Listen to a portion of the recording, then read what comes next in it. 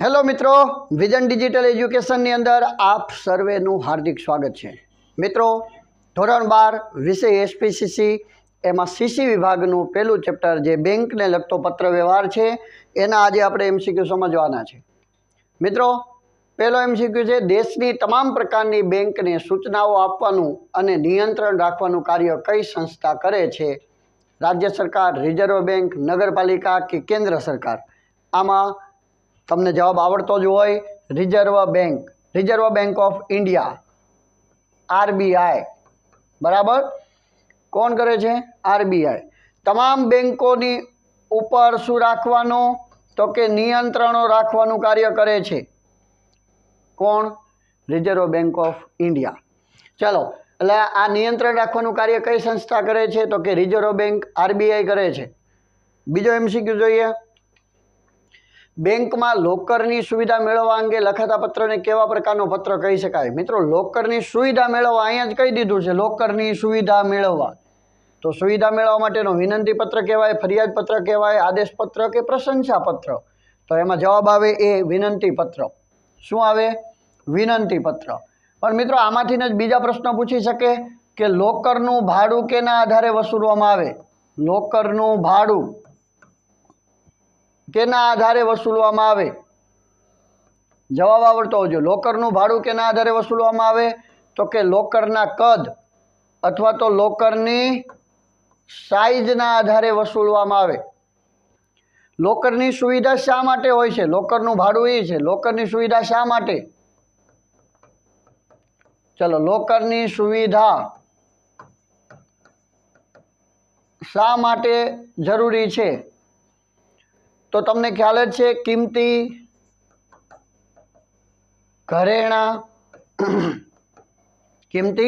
ઘરેણાં, દસ્તાવેજો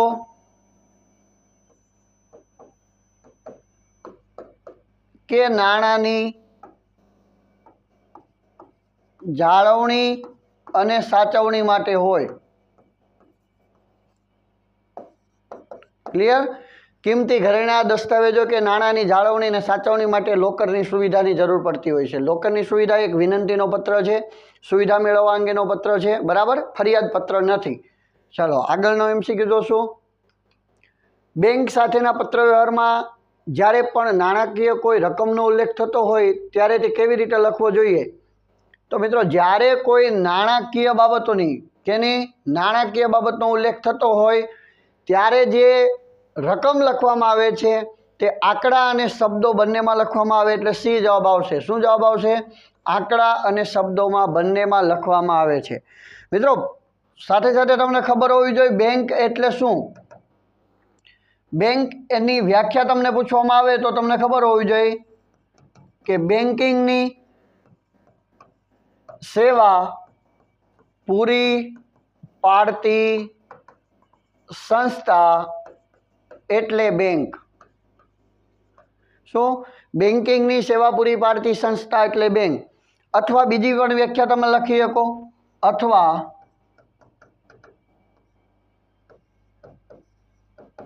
નાણાં મેળવતી, નાણાં આપતી અને ધિરાણની સેવા પૂરી પાડતી સંસ્થા એટલે બેંક। બરાબર, નાણાં મેળવતી, નાણાં આપતી અને ધિરાણની સેવા પૂરી પાડતી સંસ્થા એટલે બેંક। મિત્રો, આર્થિક બાબતોનું અભિન્ન અંગ એટલે બેંક। કોઈ પણ દેશની આર્થિક સ્થિતિ જાણવા માટે, બરાબર, આર્થિક સ્થિતિ જાણવા માટે તો કે એ બેંક દ્વારા જાણી શકાય છે। એટલે ખાસ યાદ રાખજો, દેશના જે બેન્કિંગની સેવા પૂરી પાડતી સંસ્થા તો પણ બેંક, નાણાં મેળવતી, નાણાં આપતી અને ધિરાણની સેવા પૂરી પાડતી સંસ્થા તો પણ બેંક। જ્યારે બેંક સાથેનો પત્ર વ્યવહાર હોય એની અંદર આંકડા અને શબ્દોમાં બંને રીતે નાણાકીય બાબતોનો ઉલ્લેખ કરવામાં આવે છે। ઓકે, આગળ જોઈએ। બેંક સાથેના પત્રવ્યવહારમાં નીચેની કઈ બાબતનો ઉલ્લેખ થતો હોય ત્યારે પત્રની ગોપનીયતા જળવાવી જરૂરી છે? જ્યારે કઈ એવી બાબતો હોય કે જેની અંદર પત્રમાં ગોપનીયતા જળવાવી જરૂરી છે? તો કે જ્યારે પત્રમાં નાણાકીય બાબતો હોય મિત્રો. કઈ બાબતો હોય? નાણાકીય બાબતો. એટલે કે જ્યારે નાણાકીય બાબતોનો ઉલ્લેખ કરવામાં આવે ત્યારે પત્રની અંદર ગોપનીયતા જળવાવી જરૂરી છે. ક્લિયર? એટલે નાણાકીય બાબતોવાળો ખાસ જે આઈએમપી છે આ પ્રશ્ન. ચાલો, કોઈ પણ દેશની વેપાર વાણિજ્ય બાબતો, આર્થિક વ્યવહારો અને નાણાકીય વ્યવસ્થાનું અભિન્ન. જો મિત્રો આવી ગયું. કઈ કઈ? વેપાર અને વાણિજ્યક બાબતો હોય, આર્થિક વ્યવહારો હોય કે નાણાકીય વ્યવસ્થાનું અભિન્ન અંગ કોને ગણવામાં આવે છે? અભિન્ન અંગ. તો કોને ગણવામાં આવે છે? ડી, બેંકને. શું આવે છે? ડી જવાબ આવે. બેંકને ગણવામાં આવે છે. ક્લિયર? ખાસ યાદ રાખજો. ચલો પછી, બેંકોની કાર્યપ્રણાલી શેનો અંદાજ રજૂ કરે છે? મિત્રો અહીંયા બેંકની કાર્યપ્રણાલી આવે. શું આવે? કાર્યપ્રણાલી. બરાબર? બેંકની કાર્યપ્રણાલી શેનો અંદાજ રજૂ કરે છે? જે તે રાજ્યની આર્થિક સ્થિતિનો, જે તે વેપારીની આર્થિક સ્થિતિનો, જે તે દેશની આર્થિક સ્થિતિનો કે ડાયવિઝન બેંકની આર્થિક સ્થિતિનો? મિત્રો જવાબ આવે સી, જે તે દેશની આર્થિક સ્થિતિનો. હમણાં જ આપણે વાત કરી, જે તે દેશની આર્થિક સ્થિતિનો અંદાજ બેંક રજૂ કરે છે. ઓકે. બેંકના કેટલા મુખ્ય કાર્યો છે? કેના? બેંકના કેટલા મુખ્ય કાર્યો રહેલા છે? 2, 3, 4 કે 5? બેંકના મુખ્ય કાર્યો 2 રહેલા છે. મુખ્ય કાર્યો કેટલા છે? તો કે બેંકના 2 છે. એકદમ ઈજી પ્રશ્ન છે. બેંકના મુખ્ય કાર્યો કેટલા છે? તો કે 2 છે. ઓકે, ચલો આગળ. બેન્કિંગની સેવાઓનો લાભ કોણ લઈ શકે છે?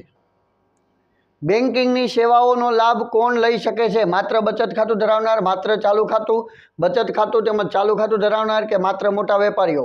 બચત ખાતું તેમજ ચાલુ ખાતું ધરાવનાર, એટલે કે સી જવાબ આવશે. શું જવાબ આવશે? સી, બચત ખાતું તેમજ ચાલુ ખાતું ધરાવનાર. મિત્રો અહીંયા વાત છે બેન્કિંગ સેવાઓનો. તો બેંક દ્વારા કઈ કઈ સેવાઓ પૂરી પાડવામાં આવે છે? તો બેંક દ્વારા લોકરની સુવિધા, તો કે લોકરની સેવા આપવામાં આવે છે. બેંક દ્વારા ડીમેટ ખાતાની સેવા, બેંક દ્વારા એટીએમની સેવા.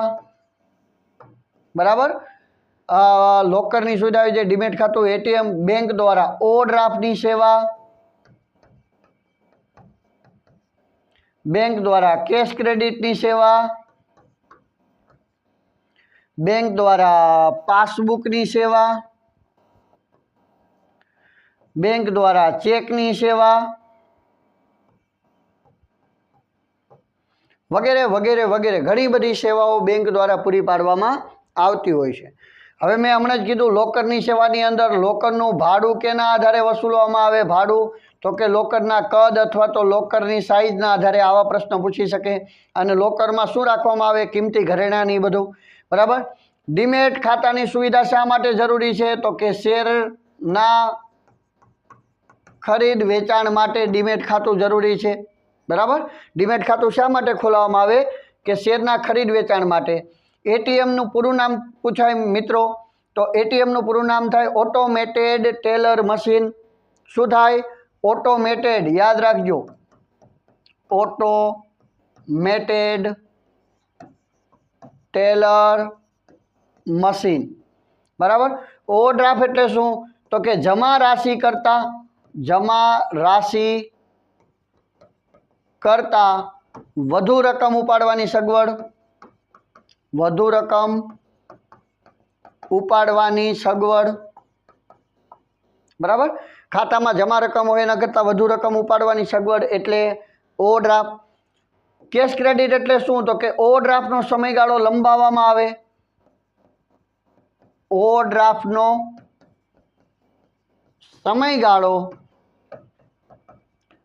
લંબાવવામાં આવે તેને કેશ ક્રેડિટ તરીકે ઓળખવામાં આવે છે. પાસબુકની સુવિધા, ચેકની સુવિધા, આવી બધી સેવાઓ બેંક દ્વારા પૂરી પાડવામાં આવતી હોય છે. એટલે આમાંથી કોઈ પણ સેવાઓના તમને પ્રશ્ન પૂછે તો આવડતા હોવો જોઈએ. ચલો આગળ વધશું. બેંક સાથેનો પત્ર કેવી ભાષામાં થવો જોઈએ? મિત્રો જો, કેવી ભાષામાં? અલંકારી ભાષામાં, કાયદાકીય ભાષામાં, સ્પષ્ટ ભાષામાં કે અંગ્રેજી ભાષામાં? જવાબ આવે છે સી, સ્પષ્ટ ભાષામાં થવું જોઈએ. બેંક સાથેનો પત્ર વ્યવહાર હોય કે કોઈ પણ પત્ર વ્યવહાર હોય, સમજો કોઈ પણ પત્ર વ્યવહાર હોય તો એમાં પત્ર વ્યવહાર કઈ રીતે થવો જોઈએ, આવો પ્રશ્ન પૂછે કઈ રીતે, તો 3 શબ્દ યાદ રાખવાના: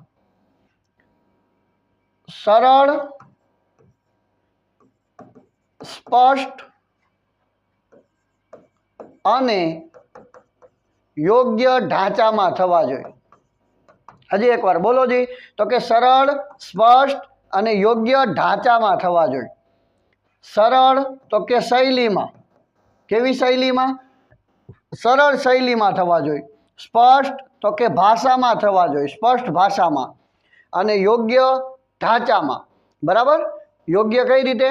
તો કે ઢાંચાની અંદર. એનું માળખું કેવું હોવું જોઈએ? તો કે યોગ્ય ઢાંચામાં હોવું જોઈએ. બરાબર? એટલે આ રીતે પ્રશ્ન પૂછાય તો તમને જવાબ આવડતો હોવો જોઈએ. અહીંયા તો સ્પષ્ટ ભાષામાં.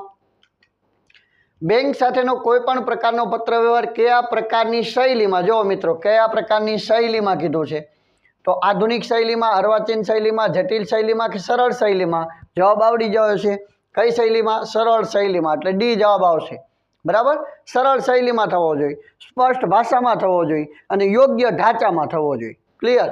ચલો, બેંક સાથેનો પત્ર કેવા પ્રકારના ઢાંચામાં થવો જોઈએ? આવડી જવું જોઈએ. જરૂરિયાત મુજબના કાયદાકીય નિયત કરેલ ઢાંચામાં કે આધુનિક ઢાંચામાં? શું આવશે? નિયત કરેલ ઢાંચામાં. બરાબર? નિયત કરેલા ઢાંચામાં થવો જોઈએ. આવડે ને? ચલો, નિયત કરેલો ઢાંચો આવી ગયો, સ્પષ્ટ ભાષા આવી જાય અને સરળ શૈલી પણ આવી જાય. હવે આગળ સમજશું. બેંક પત્ર વ્યવહારમાં નીચેના પૈકી શું ખૂબ જ જરૂરી છે? સમયપાલન અને ઝડપ, ચોકસાઈ અને ભાષા, ચોકસાઈ અને સમયપાલન, ખાતેદારની ઓળખાણ. મિત્રો શું જરૂરી છે? જ્યારે બેંકનો પત્ર વ્યવહાર થતો હોય ત્યારે ખાસ યાદ રાખજો, ચોકસાઈ અને સમયપાલન જરૂરી છે. ચોકસાઈ અને સમયપાલન જરૂરી છે. ઓકે?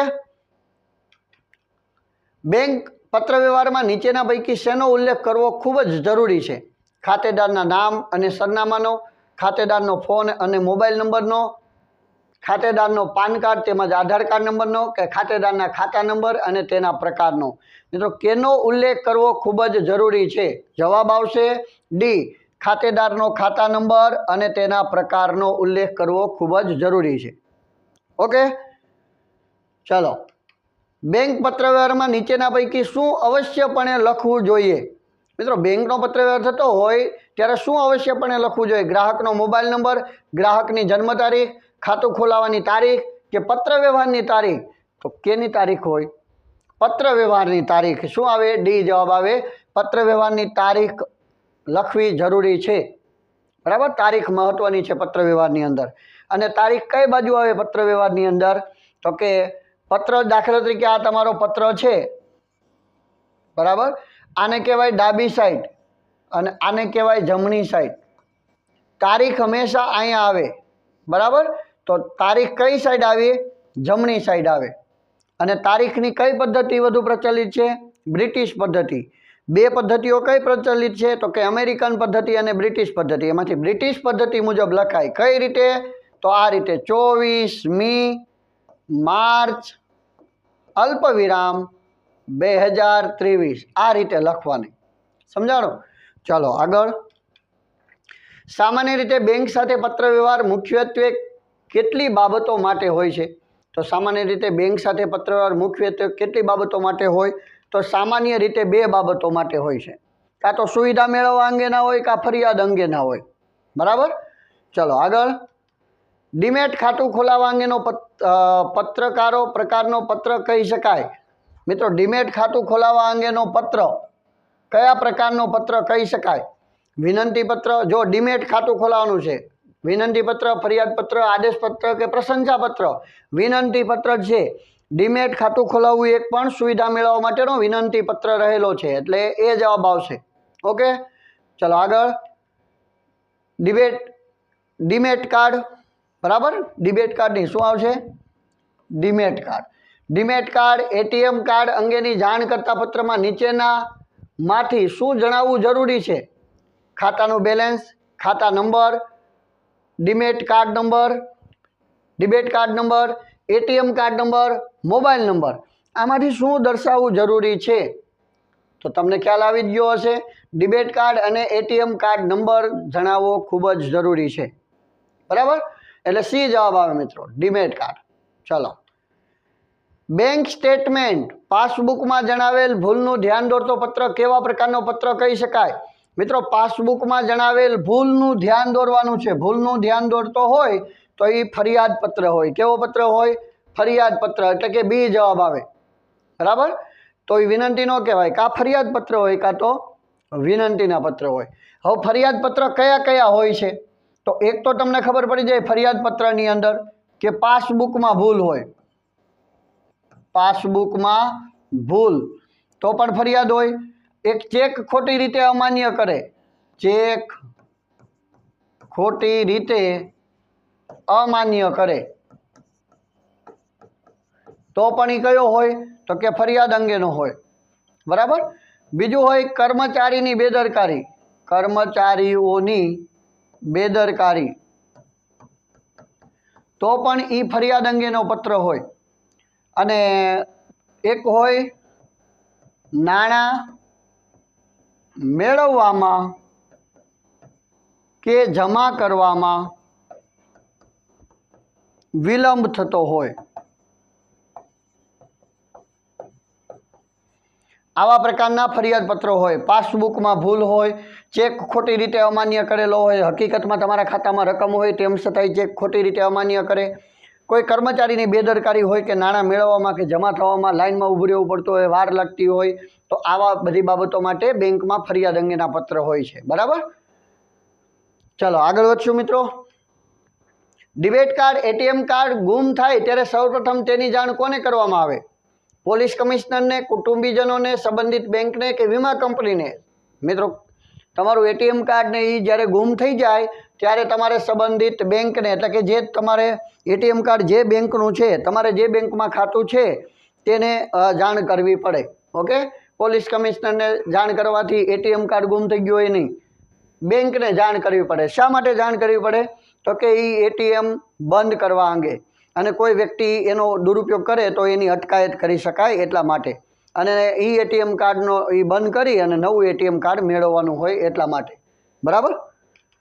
બેંકની કાર્યપ્રણાલીને નિયંત્રિત કરવા માટે કોણ સમયાંતરે કાયદાઓ ઘડે છે? કેન્દ્ર સરકાર, રાજ્ય સરકાર, રિઝર્વ બેંક ઓફ ઇન્ડિયા કે વિશ્વ બેંક? બેંકની કાર્યપ્રણાલીને નિયંત્રિત કરવાની વાત છે, બેંકને. તો બેંકનું હોય એટલે કોણ કરે? તો કે રિઝર્વ બેંક ઓફ ઇન્ડિયા. કોણ કરે છે? Reserve bank of India. Okay, આગળ. લોકરની સુવિધા બેંકમાંથી કોણ મેળવી શકે?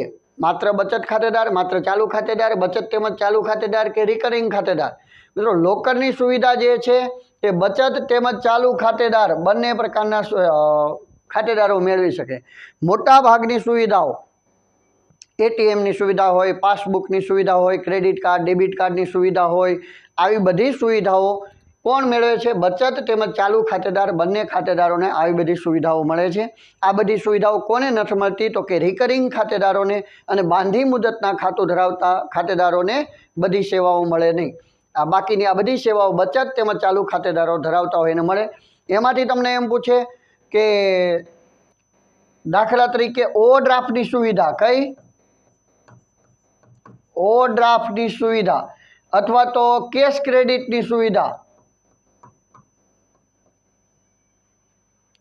આ બંને પ્રકારની જે સુવિધા છે એ સુવિધા ચાલુ ખાતેદારોને જ મળે, ચાલુ ખાતેદારને મળે. યાદ રાખજો, વિકલ્પમાં પૂછાય તો તમારે જવાબ લખવાનો. કેશ ક્રેડિટ કે ઓવરડ્રાફ્ટની સુવિધા કયા ખાતેદારોને મળે છે? તો કે ચાલુ ખાતેદારોને મળે છે. ક્લિયર? બેંકમાં ખાતું બંધ કરવાની જાણ કરતા પત્રની સાથે બિડાણ તરીકે શું મોકલવામાં આવે? મિત્રો, બેંકમાં ખાતું બંધ કરવાની જાણ કરતો પત્ર હોય તો એમાં ખાસ પાસબુક, બેંક સ્ટેટમેન્ટ, વપરાયેલા ચેક કે વપરાયેલા પે ઇન સ્લીપ. તો કે આમાં જવાબ આવે સી. શું જવાબ આવે? સી. વપરાયેલા ચેક મોકલવામાં આવે. બેંકમાં ખાતું બંધ કરવાનું હોય ત્યારે વપરાયેલા ચેક તમારી પાસે પડેલા હોય તો એ વપરાયેલા ચેક તમારે મોકલવાના હોય છે, બરાબર? બિડાણ સ્વરૂપે. ઓકે, ચાલો આગળ. ચેકના નાણાંની ચૂકવણી અટકાવવા અંગેના પત્રમાં નીચેના પૈકી કઈ વિગત દર્શાવવામાં આવતી નથી? ચેકના નાણાંની ચૂકવણી અટકાવવા અંગેના પત્રમાં ચેકનો નંબર, ચેકની તારીખ, ચેકની રકમ, ચેક લખનારનું કારણ શું ન દર્શાવવામાં? ચેકનો નંબર આવે, ચેકની તારીખ આવે, ચેકની રકમ આવે, ચેક લખનારનું કારણ થોડું આવે. એટલે જવાબ આવશે ડી, ચેક લખનારનું કારણ લખવામાં આવતું નથી. જો મિત્રો અહીં કીધું છે આવતું નથી, એટલે જવાબ આવશે ડી, ચેક લખનારનું કારણ. બેંકની સેવાઓ બરાબર કે સગવડો પ્રાપ્ત કરવા અંગે લખવામાં આવતા પત્રોમાં નીચેનામાંથી કયા પત્રનો સમાવેશ થતો નથી? બેંકની સેવાઓ કે સગવડ, બરાબર, સગવડો પ્રાપ્ત કરવા અંગે લખવામાં આવતા પત્રોમાં નીચેનામાંથી કયા પત્રનો સમાવેશ થતો નથી? લોન અંગેનો પત્ર, મિત્રો અહીંયા સગવડોની વાત છે, સેવાઓની વાત છે, તો લોન અંગેનો પત્ર તો કે એ તો આવે. લોકર અંગેનો, લોકરની સુવિધા તો કે આવે. ખાતું બંધ કરવા અંગેનો પત્ર તો કે ખાતું બંધ કરવાનો આવે. ઓવરડ્રાફ્ટ અંગેનો પત્ર તો કે ઓવરડ્રાફ્ટનો આવે. શું આવે? ઓવરડ્રાફ્ટની સુવિધા મેળવવાનો આવે. તો અહીંયા સગવડ મેળવવાની વાત છે. ખાતું બંધ કરવું એ તો સુવિધા સગવડ મેળવવાની વાત નથી, સગવડ બંધ કરવાની વાત છે. એટલે ખાતું બંધ કરવા અંગેનો પત્ર છે એ આ શું આવશે? જવાબ આવશે. ઓકે, ચાલો. કેશ ક્રેડિટની સગવડ બેંકમાં કોણ મેળવી શકે છે? ચાલુ ખાતેદાર, સેવિંગ ખાતેદાર, ડ્રાફ્ટ ડિપોઝિટ ખાતેદાર કે રિકરિંગ ખાતેદાર? કેશ ક્રેડિટની સુવિધા હમણાં જ કીધું ચાલુ ખાતેદારને મળે. કેને મળે? ચાલુ ખાતેદાર. કેશ ક્રેડિટ હોય કે પછી બીજું કયું હોય? ઓવરડ્રાફ્ટ. એમાં કયા ખાતેદારને મળે છે? ચાલુ ખાતેદારને મળે છે. બેંક માટે કાયદા કોણ ઘડે છે? બેંક માટે આરબીઆઈ કાયદા ઘડે છે, રિઝર્વ બેંક ઓફ ઇન્ડિયા. બરાબર, આરબીઆઈનું પૂરું નામ પણ પૂછે, reserve bank of India. Clear? ચાલો, બી જવાબ આવે આરબીઆઈ. આરબીઆઈનું અથવા તો આરબીઆઈ શું નક્કી કરે છે? નીતિ, આયોજન અને નીતિ, કે આમાંથી કોઈ પણ નહીં? સારો પ્રશ્ન છે. આરબીઆઈ છે આયોજન અને નીતિ બંને નક્કી કરે છે, એટલે સી જવાબ આવે. શું આવે? આયોજન અને નીતિ. ઓકે, ચાલો આગળ. આરબીઆઈના અધિકારીને શું કહે છે? આરબીઆઈના અધિકારીને એ ગવર્નર કહે છે. બરાબર, રાષ્ટ્રપતિ ન કહેવાય, મુખ્યમંત્રી ન કહેવાય, વડાપ્રધાન ન કહેવાય. આરબીઆઈના જે અધિકારી છે એને ગવર્નર તરીકે ઓળખવામાં આવે છે. એને એ હેલો પ્રશ્ન છે, જવાબ આવડી જાય તમને. ઓકે મિત્રો, ગવર્નર. ચાલો, ઓકે. અહીંયા બેંકને લગતો જે પત્ર વ્યવહાર છે એ બેંકને લગતો પત્ર વ્યવહારની અંદરથી આવા MCQ પૂછાઈ શકે છે. થેન્ક યુની સ્લાઇડ આવી ગઈ છે મિત્રો. કાંઈ પણ પ્રશ્ન હોય તો 90 99 33 43 93 નંબર ઉપર વોટ્સઅપમાં જે કાંઈ પ્રશ્નો હોય તો તમે પૂછી શકો છો. ઓકે, નેક્સ્ટ વિડીયો સાથે પાછા મળીશું. ત્યાં સુધી જય હિન્દ, જય ભારત.